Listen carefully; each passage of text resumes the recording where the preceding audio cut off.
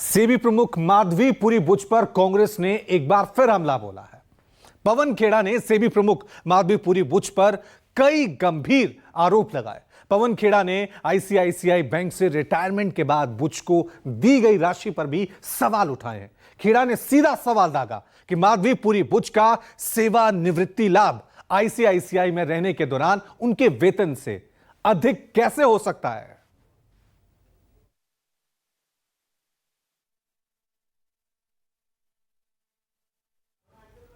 तो आपको बता दें कि किस तरह से माधवीपुरी बुच के मामले में अब कांग्रेस लगातार हमलावर हो रही है। कल भी प्रेस कॉन्फ्रेंस की गई और कांग्रेस ने एक के बाद एक कई सवाल उठाए हैं। पहले भी सवाल उठाए थे हिंडनबर्ग की रिपोर्ट के मामले में, अदानी मामले में, और अब कांग्रेस इस मामले में हमलावर हो गई है। तनख्वाह से ज्यादा पेंशन न्यू इंडिया में आने लग गई, कुछ लोगों को मिलती है। उसके लिए आपको मोहरा बनना पड़ता है, उसके लिए आपको प्यादा बनना पड़ता है। ऐसी नौकरी हम सबको भी मिलनी चाहिए जहां पेंशन तनख्वाह से ज्यादा।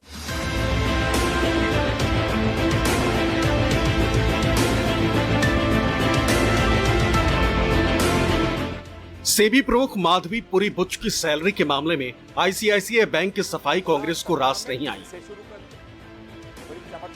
सवाल ये कि आखिर सैलरी से ज्यादा पेंशन कैसे हो गई, आखिर ऐसी नौकरी सिर्फ उन्हें ही कैसे मिल गई।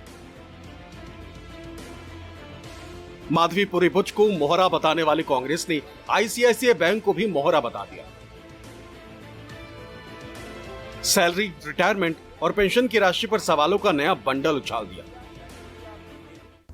माननीय प्रधानमंत्री जी से सवाल पूछे थे, सेबी की चेयरपर्सन से सवाल पूछे थे और आईसीआईसीआई बैंक से सवाल पूछे थे। एक मोहरे का जवाब आया, आईसीआईसीआई का जवाब आया। बुच जी आईसीआई से रिटायर हुई और उस वक्त उनको कुछ ग्रेच्युटी मिली। टेबल में आप देखिए 71,90,000 2013-14 में उनको ग्रेच्युटी मिली। उसके आगे लिखा हुआ है अलाउंस ग्रेच्युटी फंड।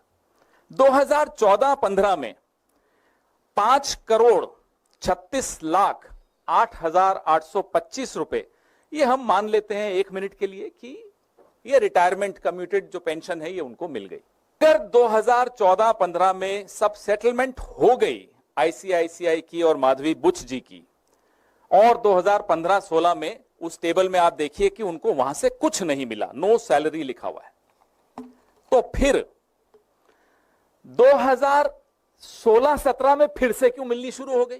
तो 2007 से लेकर और 2013-14 जब तक वो आईसीआईसीआई में थी, उनकी तनख्वाह दिखाता हूं।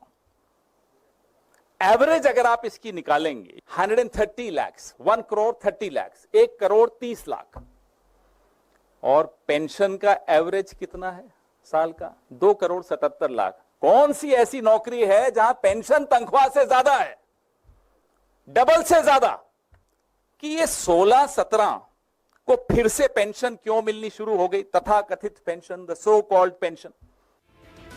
माधवी बुच पर सवालों का शूल बरसाने वाली कांग्रेस ने आईसीआईसीआई से सीधा सीधा पूछ लिया कि क्या आईसीआईसीआई अपने हर कर्मचारी को वही लाभ देती है जो बुच को दे रही है।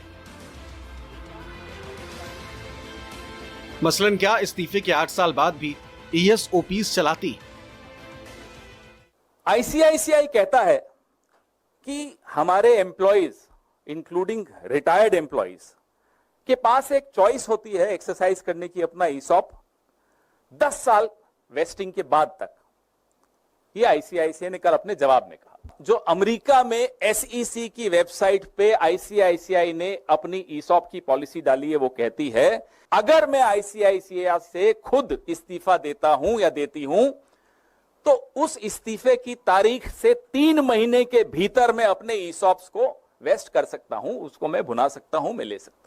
8 साल बाद माधवी बुच जी इस्तीफा देने के 8 साल बाद ईसॉप भुना रही हैं।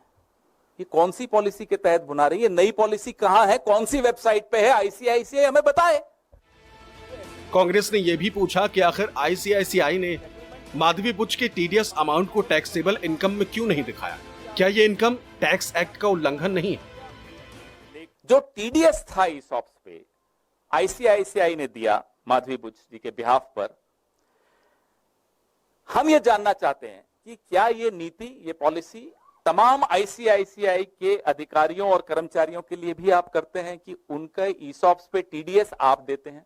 ये जो टीडीएस आपने दिया, जो अमाउंट है उस टीडीएस का आपने पे कर दिया माधवी जी के बिहाफ पर, तो क्या वो माधवी बुच जी की इनकम में माना नहीं जाएगा? हम और आप इनकम टैक्स देते हैं, हम सब थोड़ा बहुत समझते हैं इनकम टैक्स को, और अगर वो उनकी इनकम में है, she should be tax for it. तो आईसीआईसीआई ने ये टीडीएस अमाउंट को टैक्सेबल इनकम में क्यों नहीं दिखाया माधवी जी की? सोमवार को कांग्रेस ने आरोप लगाया था कि 2017 में सेबी का सदस्य बनी माधवी पुरी बुच ने वेतन और अन्य पारिश्रमिक के तौर पर आईसीआईसीआई बैंक से 16.8 करोड़ रुपए लिए थे, जो मार्केट रेगुलेटर की आय से 5 गुना से भी ज्यादा है। हालांकि कांग्रेस के आरोपों के बाद आईसीआईसीआई बैंक ने अपनी सफाई में कहा था कि उसने अक्टूबर 2013 में बुच के रिटायरमेंट के बाद से उन्हें कोई भी वेतन या ईएसओपी नहीं दिया है।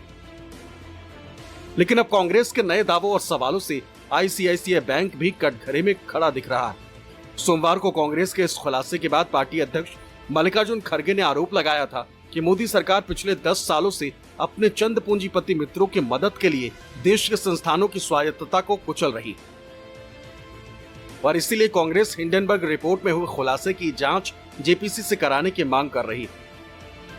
Bureau report, news 24।